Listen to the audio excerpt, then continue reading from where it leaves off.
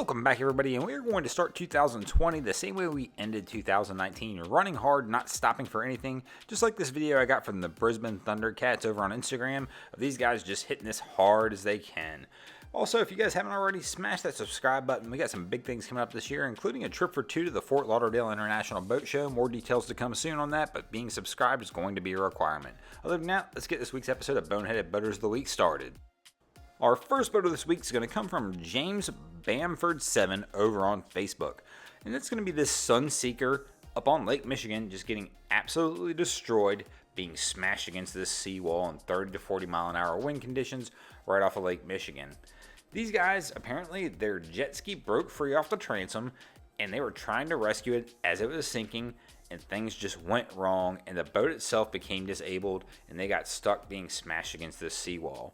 Fortunately for them, everybody was rescued off this boat. There was no severe injuries other than just a couple hurt egos and a beautiful boat being totally destroyed against this seawall.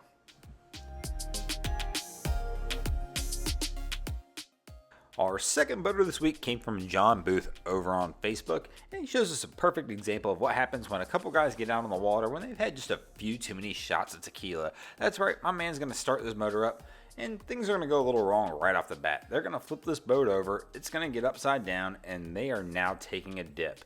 Of course, the bartender probably shouldn't have gave them so much to drink, but you know what? These guys are having a good old time, and I'll tell you what, everybody else at the bar is having a great time at their expense right now as well. Our next boater on the list was sent in from AJ Kennedy over on Facebook, and this is one of the wilder stories we've heard this year. Apparently in Bellingham, Washington, this lady broke into a marina and actually broke into several boats, one being a whale watching boat that she actually broke off the cleat and drove it around the marina and crashed it into several boats. The nut story part of this is that she's just insane.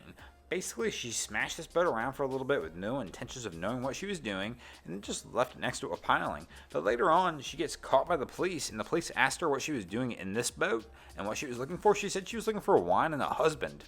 Crazy. Apparently, this is what happens when you do not have enough horsepower. This is two gentlemen coming back in from Boynton Inlet in Florida, where they were out fishing and all of a sudden realized they could not get back in against the current of the inlet that had picked up since they went out.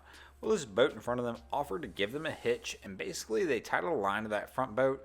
Well, things are not going to go well now. With the wake and the current and everything, things are going to turn upside down pretty fast. Basically, these two gentlemen in this boat, one's going to go ahead and take a swim here, and the other one's going to hold on because he's not quite as good a swimmer.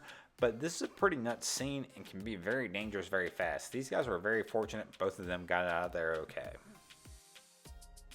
Our last boater this week is the epitome of a hot boat. That's right, that's what happens when you are a famous singer and songwriter like Marc Anthony.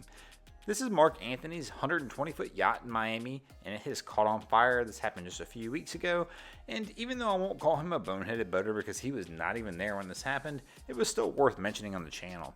Basically, there was only 2 crew members on board. They're still trying to investigate and figure out exactly what happened and figure out what caused this fire to start, but everybody did get off the boat okay. But the boneheaded part is, you know what? It's caused almost $300,000 worth of environmental impact over there.